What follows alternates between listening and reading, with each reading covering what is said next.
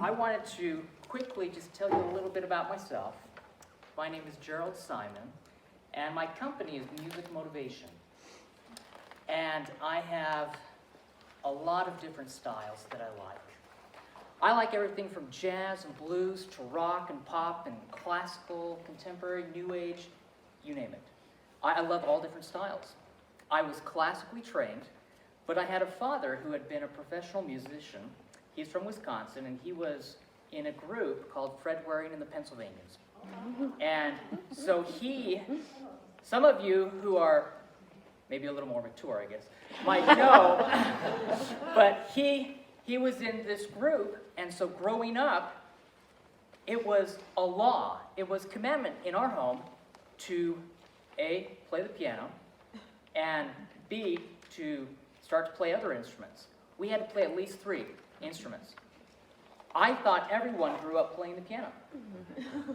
My parents had us convinced. It wasn't until 3rd grade when I asked one of my friends how many instruments he played, and he said, I don't play any instruments, I play football and baseball and soccer. And I said, well, I play those too, but how many instruments do you have to play, in the morning? He said, I don't play any instruments.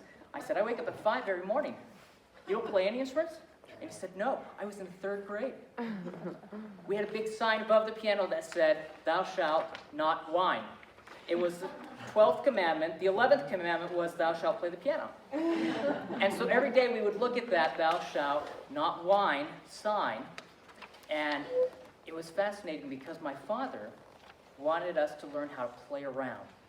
He wanted us to learn how to take something and start to change styles and change settings.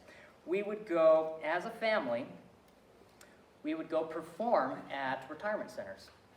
And my father would ask anyone if they had a birthday. And then he would say, we'll sing happy birthday to you. What style do you want us to sing? And then they would select the style. And he would start to play whatever style it was, whether it was country or rock or blues, and he would just sit down to the piano and start playing. And so I started learning. My piano teacher did not like that. Okay? And I would go back and say, talking about breaking the rules, I would say, let's take a simple piece like Beethoven, and then let's start to embellish it or jazz it up. And they did not like that, because I would sit down to the piano, and I would take and I would say, let's do something else.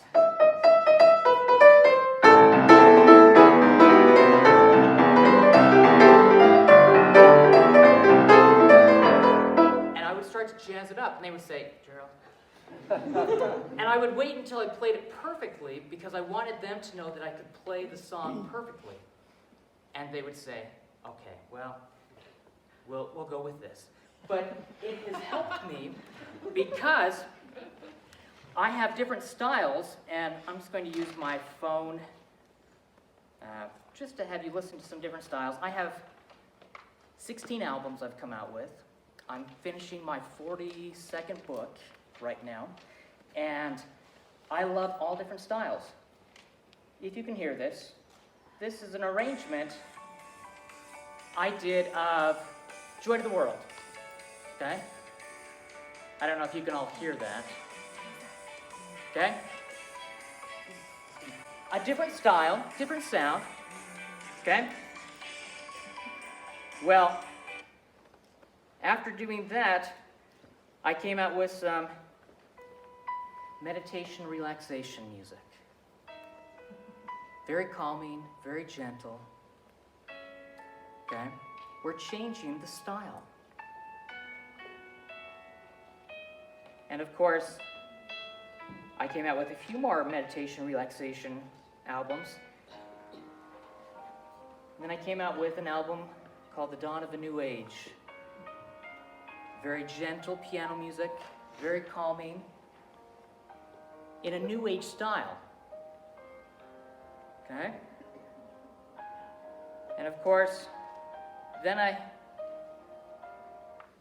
came out with the Halloween album, because why not? I mean, you just go in the completely opposite direction, and you create these different sounds and different styles. Okay? Do you like that one? It's a great one. You've got the piano music, you have all the minus tracks. Kids love it. It's on my Halloween album. I have hymn arrangements, different hymn albums. Okay? We're going to talk in today's lesson about how to take the same song and play it 100 different ways. Okay? What you can do to modify, and I like to incorporate the entire audience, and I will pull people from the audience to come demonstrate, but we're going to talk about how to take one song and change it up. Okay? My most recent album is a meditation relaxation album, Peace and Serenity. Very calming. Massage therapists like to use this. Yoga instructors like to use it. You know, my daughter sometimes, she's 17, and when I was composing some of this meditation relaxation music, she said, "Daddy, this makes me very sleepy." And that's not what you want to hear when you're composing other styles, but when you're doing meditation relaxation music, that is what you want. Of course, after coming out with the meditation relaxation music, you have to come out with a techno pop album because the two just go, well, they don't, but so you can see different styles, and we're going to talk about how to do that. I have a lot of albums I'm coming out with right now that have lyrics where I'm singing, and this is one of them, Season to Be Strong. My twin and I are singing. He starts off singing first. He has a higher voice than I do. But what we're going to do is we're going to be talking about one of my books, 100 Left-Hand Patterns Every Piano Player Should Know. How to play the same song 100 different ways. This is actually from my Essential Piano Exercise series, where we have essential jazz piano exercises, essential piano exercises, essential new age piano exercises. I'm coming out with essential pop piano exercises, essential rock piano exercises. And what I want to do is talk about, and I'm going to pass two of these around, as maybe I'll pass one here, and we'll pass one over here. These are available on Amazon. They are available. The PDF books are available on my website, musicmotivation.com. The spiral-bound books are available from music stores. So my distributor is Jerald up in Idaho. They're great. On my website, we just have the PDF books. But what I did is I wanted to teach how to take the same song and play it 100 different ways. So we have 100 left-hand patterns. Now, what I'd like to do is, first off, we talked about music theory in the first, when Carmen was teaching, and she does such a great job, and she is so amazing. We knew each other when I lived up north. Now I live down here. We moved down here about a year ago. But how do we apply theory? I refer to it as a practical application of music theory. How do you take music theory and you apply it? Now, the three most neglected areas that I have found, one is music theory, one is improvisation, one is composition. I refer to it as theory therapy, innovative improvisation, and creative composition. And I travel across the country teaching how to start to apply it. I refer to it as the practical application of music theory.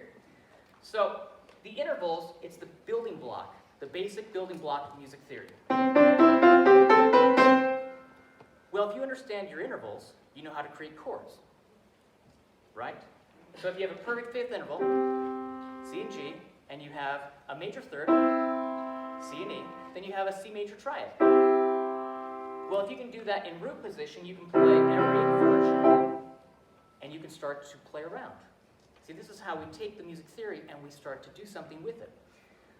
The first, in this book, the first basic left-hand patterns, we take a broken fifth interval.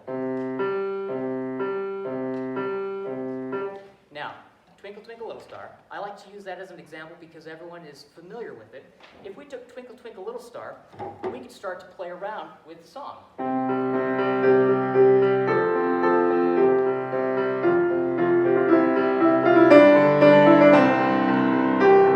I was just doing a broken fifth interval with my left hand. We can start to embellish it. I'm going to start to, hopefully, I don't know if maybe you would like to come up and demonstrate. Do you feel, you're on the front row. But when you're on the front row, sometimes you get hit. Come here. This is going to be easy. Don't worry. You'll be fine. Pretend they're not there. Okay? No one's there. Take a seat. Okay? What I want you to try to do, we're going to talk about some left-hand patterns. Now right here, I have basic left-hand patterns written out. These are basic ones, so we're not doing jazz or blues. Let's go down here to pattern number 5, where we have a C major chord that is broken apart. Can you play a C major chord? That's it, C, E, G. How can we modify a C major chord? What could we do? What are some ways from the audience? Break it. Break it? Yeah, break it. Classical Alberti bass. Alberti bass. Classical Alberti bass. What are some other ways? Spanish rhythm. Waltz. Spanish. You can take this, just with one chord, you could do 100 different variations, let alone the 100 left-hand patterns that I've created for you. Okay, what I want you to do is this. I want you to go from the bottom to the top. We're going to play C, E, G, and then go back down. Okay, try that for me. Pretty simple, right? Now, what I would have the students do is I would say, we're going to do this on all white keys, moving up according to the C major scale. So now go to D. Same thing, only white keys, so this is a D minor chord. Try it. Good. Go to E. E minor. Go to F. F major. Go to G. Good. Go to A. Go to B. Go to C. Pretty simple, right? Now, what is the C major scale? Okay? So the C major scale, we have a starting point and an ending point. Okay? If we were talking about modes, it's Ionian mode. What she just did, she started on a different note of the C major scale, and she did different modes. So C Ionian, D Dorian would be going from D to D, playing all white keys. If I went from E to E, that'd be E Phrygian. If I went from F to F, F Lydian. If I went from G to G, that would be G Mixolydian. If I went from A to A, that would be A Aeolian. If I went from B to B, then we have B Locrian, and then we're back to C Ionian. Can you remember all that? No, I'm kidding. I tell students a simple phrase, I don't play like my Aunt Louise. I don't play like my Aunt Louise. I tell them, imagine you have some aunt named Louise. She's phenomenal. You want to play like Aunt Louise, but you don't know how she does it. I don't play like my Aunt Louise. I, Ionian, from C to C. Don't. Dorian, from D to D. Only playing the white keys. I don't play. Phrygian, from E to E. Only playing the white keys. Okay? I don't play like. Lydian, going from F to F, playing the white keys. I don't play like my. G Mixolydian, going from G to G. Aunt, Aeolian. If I go from A to A, that's Aeolian, only playing the white keys, okay, relative minor. If I go from B to B, then we have Locrian. I don't play like my Aunt Louise. Well, watch this. If I take Twinkle, Twinkle, Little Star, well, don't go too far. Don't get too comfortable. Stay right there. So watch this. If I take my left hand and break it apart, I'm in C Ionian, right? What if I shift to the right and start on D? Now I'm playing Twinkle, Twinkle, Little Star in D Dorian.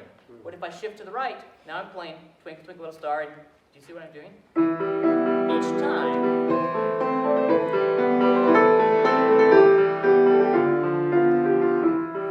okay, F Lydian. I can go through, and not only can I play every song in every key, but I can play it in every mode. Now, jazz musicians use the modes.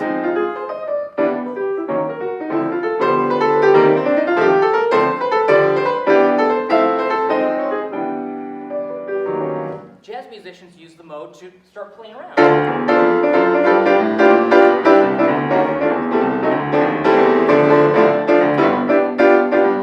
2-5-1 chord progression.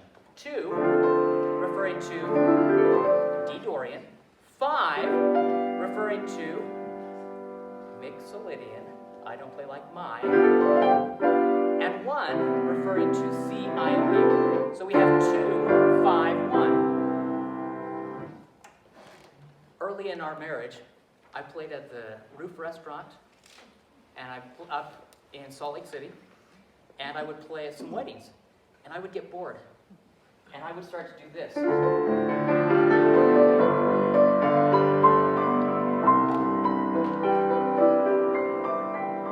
I just played 2-5-1, and I'd go through every key.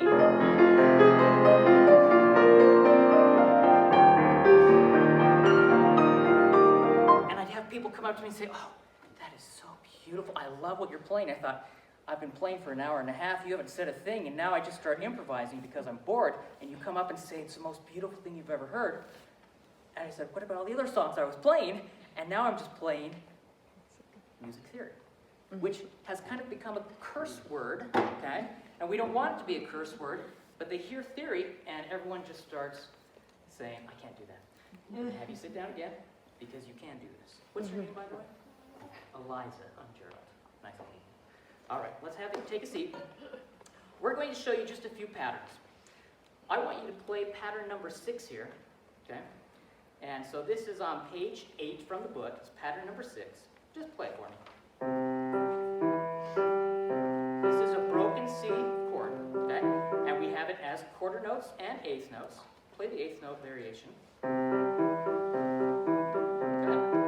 Now, do you remember how we went up playing C, D, E, F, G, A, B, C?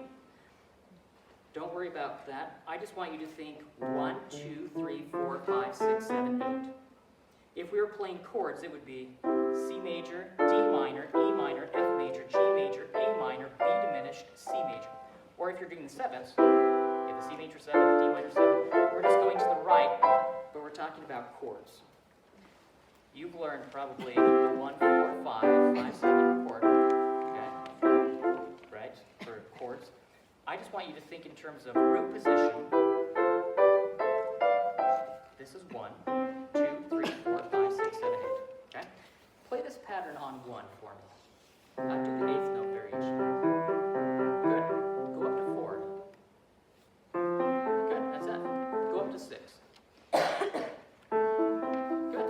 Go to 5. Good. Go to 2. Good. Go to 3. Good. Go to 4. Go to 1. Okay? Now you could have played 5 and then 1, but what I want you to do, you're doing a chord progression. See, we're teaching the practical application of music theory, and we're helping students understand how to take this theory and add it to any song. Do you know Twinkle, Twinkle, Little Star? Okay. I have a cheat sheet for you. This book is divided up into 2 sections. Half the book has 100 left-hand patterns. The other half of the book has songs in fake book format. Now, the reason why I put them in fake book format is because you wouldn't be able to fit all 100 songs if I wrote every single thing out. What is a fake book? Does anyone know? It has just a chord symbol above with a melody line. Has the melody and the chord symbol. How do we use a fake book? Creatively. Creatively. However you want. You fake it, okay? So guess what? Right here I have the melody, and I have the chords written above, and then they fake it. And I've had people who have said, "Oh, this book is so easy, you know, a child can play it." And I tell them, well, obviously, you're not understanding how to fake a song. There are 5 phases or stages of playing from a fake book. Let me have you learn these. Well, I just made these up, but they're my 5 phases of playing from a fake book. When you first start playing from a fake book, what you should do is play. Do you mind if I sit beside you for a second? Okay. You won't have to do these 5 phases, by the way. Just, I don't want you to worry, okay? The first phase is where you take the song. I have Twinkle, Twinkle, Little Star here. The first phase is where you take the song and you play the right-hand melody. The left hand just plays, see the chords written above? Just play the root note. Don't even worry about the chords. Play the root note. You can play it as a single note, or you can do an octave interval if you want, or you can do a perfect fifth interval if you feel comfortable playing the perfect fifth from the root. So watch, if I were playing this Twinkle, Twinkle, Little Star, phase 1, this is what it would sound like.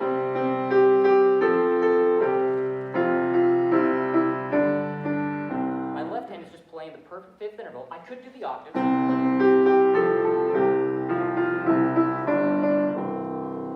That's phase one of playing from a faith book. Phase two of playing from a faith book is where now what we're going to do is we're going to play the chord with the left hand and play just the melody with the right hand. That's Your phase root position chord. the root position. Well, I mean, you can, if you want to get fancy, you can invert it. But most students, they just want to stay with the root position. So, this is phase two, remember. Now, I am jumping around with my left hand. I'm moving up and down if I want to go up to the higher F. I was just doing root position, but you can invert the chords.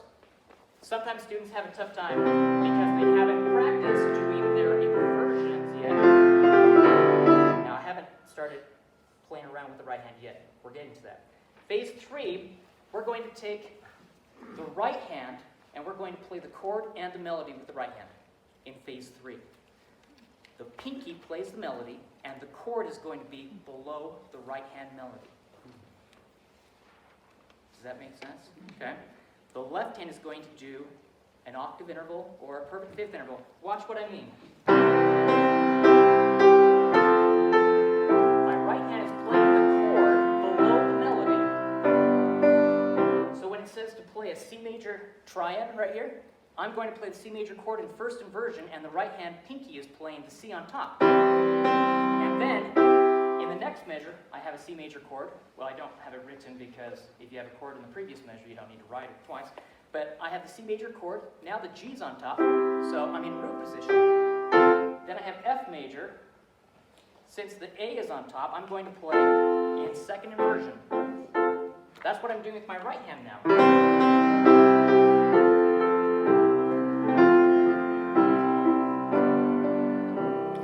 Pretty simple, not too difficult, right? Okay. Phase three is where things become a little more challenging for people. Phase four is where things become a lot more challenging for people. What I tell them is, I tell them they can take any of these left-hand patterns that I've created and play that with the left hand. The right hand continues to play the chord below the melody while the left hand is doing a pattern. I'll go to my New Age Contemporary section. Okay? Right here, pattern number 62 is a 1, 5, 8, 9, 10 left-hand pattern. You can add the 12 on top. 1, 5, 8, 9, 10 is C, G, C, D, E.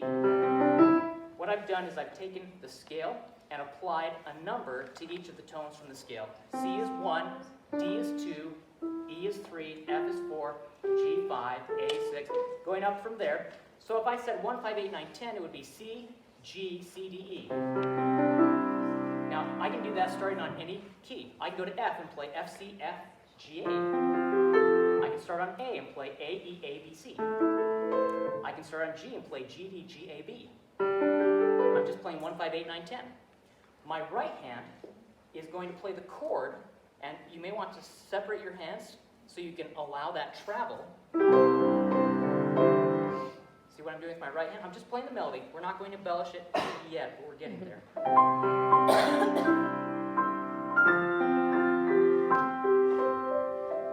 My left hand is only doing a 1, 5, 8, 9, 10 left hand pattern. My right hand is just playing the melody below, I mean the melody above the chord.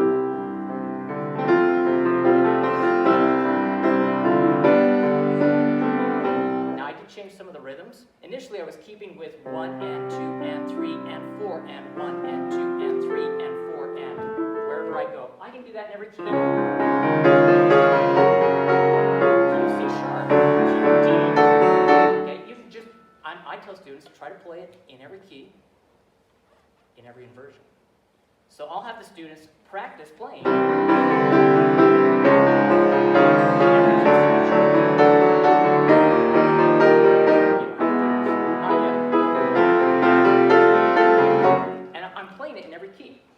In my book, Essential Piano Exercises, every piano player should know, I have every single scale, every chord, in every key, in every inversion. So when they are practicing all of their major 7 chords, they're practicing them blocked and broken root position, first inversion, second inversion, third inversion. Here, I'll pass this around, you can kind of look at that. It's important for them to see those inversions and be able to quickly identify what they are, especially when we're playing from a fake book or we're embellishing music. You can do this with a hymn book. You can do this with any book, any music you want. You can start to embellish it. You can take these left-hand patterns. Now, we've only made it up to, I think, 4. Okay? When we get to 5, we're still doing the left-hand pattern. The right hand now is going to be doing the chord below the melody, but we're going to embellish the right hand as well. So this is where everything just comes out. Okay? This is where, if I were taking Twinkle Twinkle Little Star, now instead of just doing my left-hand pattern, I'm going to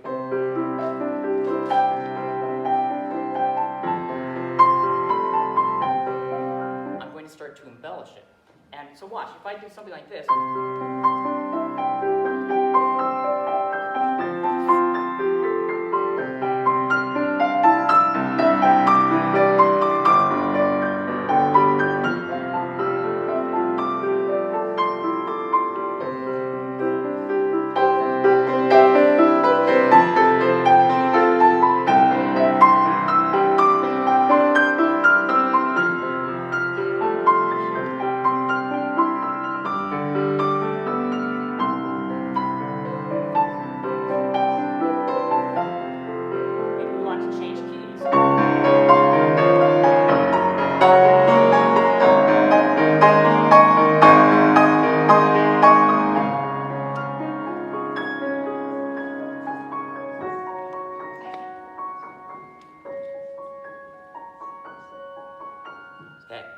what I've done is I've gone through the 5 phases of playing from a fake book. Now, this is just one left-hand pattern. Okay? For fun, and I'm going to have you try some of these. You don't have to play them with the right hand yet. Okay? But we're going to go to a jazz, blues, boogie-woogie section. I want you to start out with this pattern number 16 right here. This is a simple barrel house blues left-hand pattern. It's created from playing a perfect 5th interval, C and G, followed by a major 6th interval, C and A, and then going up to the minor 7th interval, C and B flat, and returning back to the major 6th interval, C and A. So it's a simple barrel house blues left-hand pattern. It's called a barrel house blues left-hand pattern because when it first, they don't really know who first created it, but it was used all the time after the slaves were finished working in the fields. They would adjourn, they would go to a barn right next to a rail track where the train would go past, and they would dance. And many times they had an old honky-tonk piano, and they would do this left-hand pattern or variations of this left-hand pattern. And as the train would go by, while they were dancing, singing, the barrels that were stacked in the barn would shake because the train would go by. Also, I'm sure because the pianist was just, going wild and crazy. But that is how the term barrel house blues came about. Try this. Play this example. This is number 16. Keep going. Good. With this swing, I want you to, we're swinging the 8th notes. I want you to swing, when you swing something, it's a long, short, long, short, long, short, long, short, long. Okay? I remember, many of you probably remember Paul Pillai, okay? And I remember having a talk with Paul, and he said, Jerald, you've got to decide. Are you going to be in the classical world, or are you going to be in the jazz world? He said, you do both perfectly, but you've got to make a choice. And I said, why do I need to make a choice? I said, I think I can do both. And he said, okay, but you just got to, he said, then know that when you're in one world, you stay in that world, and then when you're in the other world, you stay in that world. I said, okay, that's fine. And that is what I tell students. When you are playing a classical piece, you need to be a classical musician. When you are playing a jazz piece, you need to be a jazz musician. When you're playing a pop piece, you need to be a pop musician, okay? Where you bring out that inner pop artist, okay? What I want you to do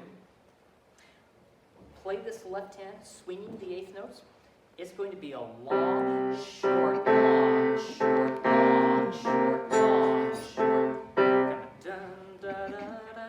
Try it. Da, da, da, da, da, da, da, da. Good. What is very helpful when you're teaching jazz is to teach a blues pentascale to help them feel the rhythm. Do you know blues pentascale? It's the first 5 notes. The word penta means 5, like a penta, scale would be 5 notes, like a pentagon is a shape that has 5 sides. So if I have 5 notes, I'm going to, instead of playing a C pentascale, I'm going to play a C blues pentascale. It's the first 5 notes of the full blues scale, okay? The way I help students learn this, I tell them to play a minor triad.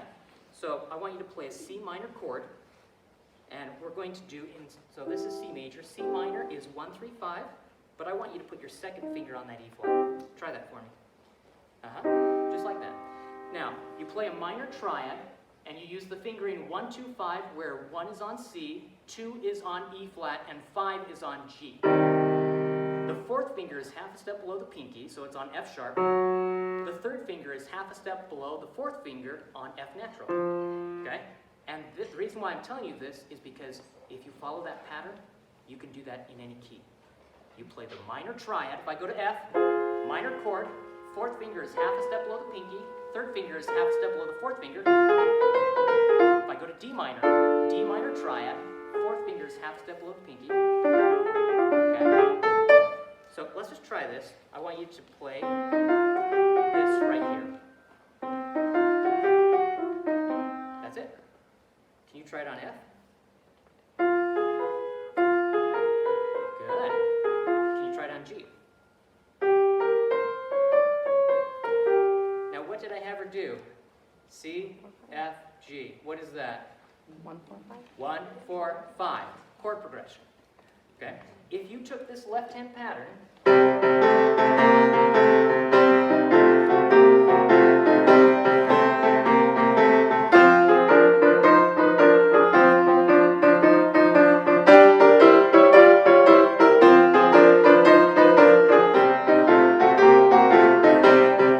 I'm on C, F, and G. Well, we can start to apply that.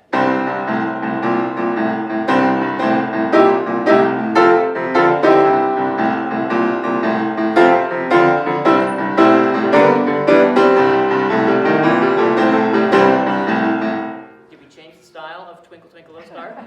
Okay? I was doing a concert somewhere. I can't remember if I was in the middle of the state or I think it was up in Idaho actually.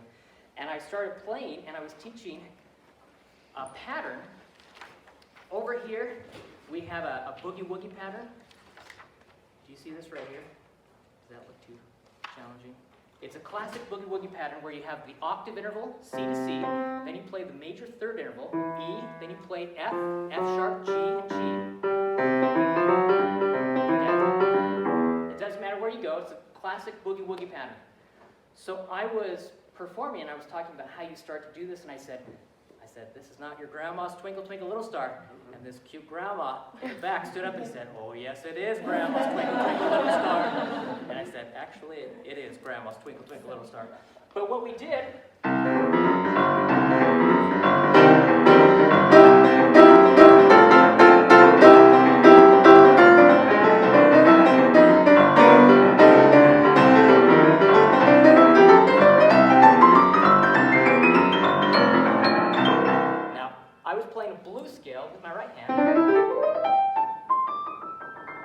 going up and down. You can do that in every key, and many times I'll have students just practice the blues pentascale.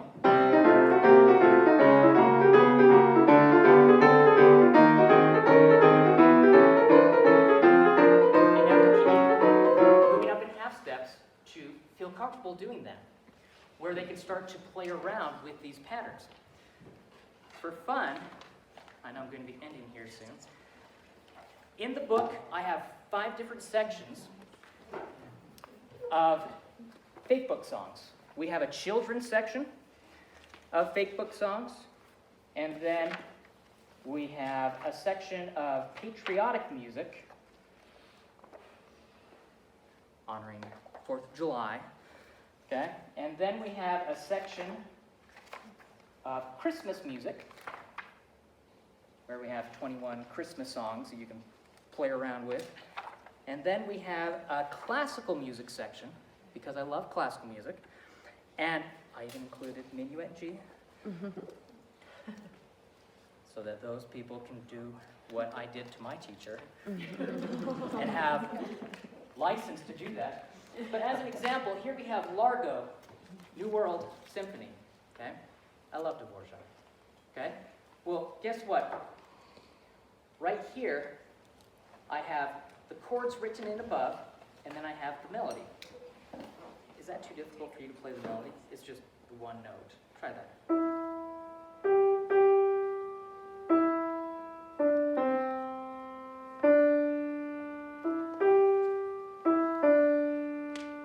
Keep going. We'll just do the first line.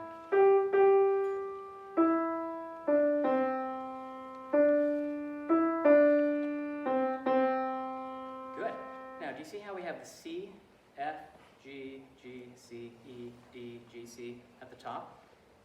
You can play the chord. For now, I just want you to play an octave interval and play the melody, okay? So follow this chord. Do you play from fake books at all? Is this a new experience? Kind of? Okay, so this is, you've started, okay? Let's just try this. Just do an octave interval with the left hand. Then go to F. Dip. Keep going. Go to G. Good. Go to C. Go to E. Go to D. Go to G. Good. Okay. Now, as we're helping students learn, I tell them that the root chord that you have there, you can modify it. If it says C, you could play a C major triad. You could do a C major 7th. You could do a C 9th, C 11th, C 13th. And I will tell students, I want you to play this, but with the right hand. Remember how I said you play the melody with the pinky? I'll tell them, start off, maybe with the left hand we do a 1, 5, 8, 9, 10.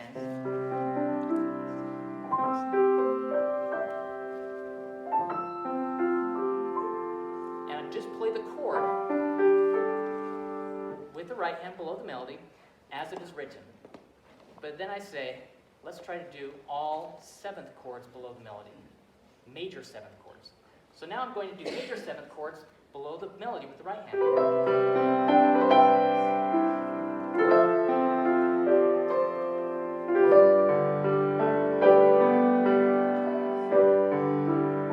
I'm doing all major 7th chords.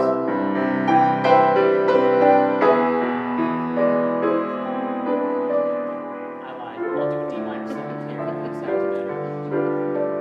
Okay? So I'm doing 7th chords. What if we did 9th chords? What are 9th chords? I don't want to scare people. I see music theory sometimes scares. What are 9th chords? Oh, yeah, just really almost the second. It's almost the second. Yeah. You have, and this is why intervals in music theory is so important. You use intervals to create chords. If I know that I have a perfect 5th plus a major 3rd, combine the two together, that's a C major triad. If you have the major 7th interval on top, you have a C major 7th chord. 9th chords are built on top of the major 7th chords. 11th chords are built on top of the 9th chords, which are built on top of the 7th chords, which are built on top of the triads. 13th chords are built on top of the 11th chords, which are built on top of the 9th chords. Okay? So if I wanted to play 9th chords, that's a C 9th. Okay? They have a really pretty sound. I can do that with minor.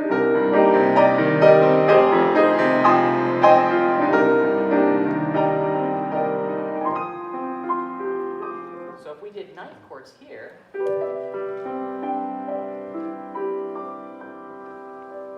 it changes the entire feeling because I'm not just doing the 7th, I've added that G as an example with an F major 7th.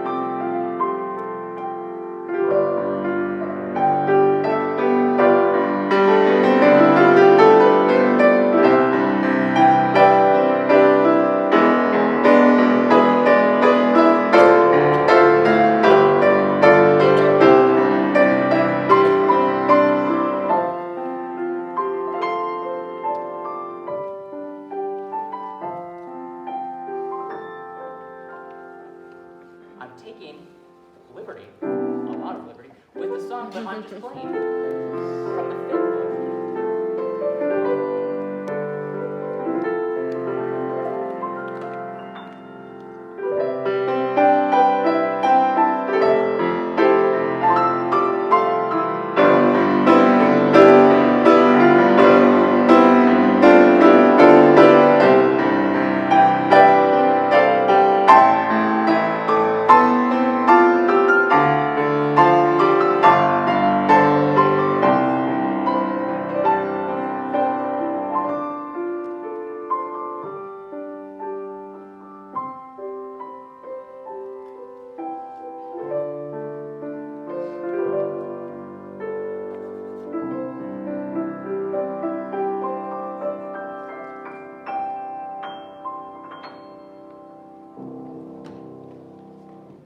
This is what I used to play, okay? That's what I used. So whenever I hear people say, oh, well, a fake book is just easy, something simple, and I said, you're not using fake book the way the fake book is supposed to be used. This is what you take, and then you fake the rest. You embellish it. And you can play any song 100 different ways, in every key signature, in every inversion, using every mode. So, I wish we could go on. I know we're stopping. But what I want to tell you, and I tell this to students and teachers all the time, I tell them that I want the music. Playing what is on the page is wonderful, but I tell students that is not the end game. That's not the final destination. That's just the starting point. I want you to be able to take what is written and embellish it. I want you to make it your own. I want you to take it and be able to arrange. Improvise, embellish. That's why I say theory therapy, innovative improvisation, creative composition. You need to know the theory so you can start to improvise and arrange. But then you can start to compose and create music of your own. And I tell students, it's getting it from your head to your hands. Your hands, it's muscle memory, but you need to know it first. You've got to understand the theory. You need to know what it is in your head. Then you get it to your hands. And sometimes I'll have students say, well, I get it in my hands first and I don't know what I'm doing. I'll say, that's fine. We can do hands, head, heart. That's where the dynamics come in. That's where the feeling, the emotion. Head, hands, heart, and then to the hearts of your audience. And you help everyone feel what music is supposed to do. That's why all these different styles, it can make the emotions, the modes, when you use the modes, you're using moods. And you're helping the audience to feel those moods. So thank you so much. I'd like you to keep this. Is that all for you?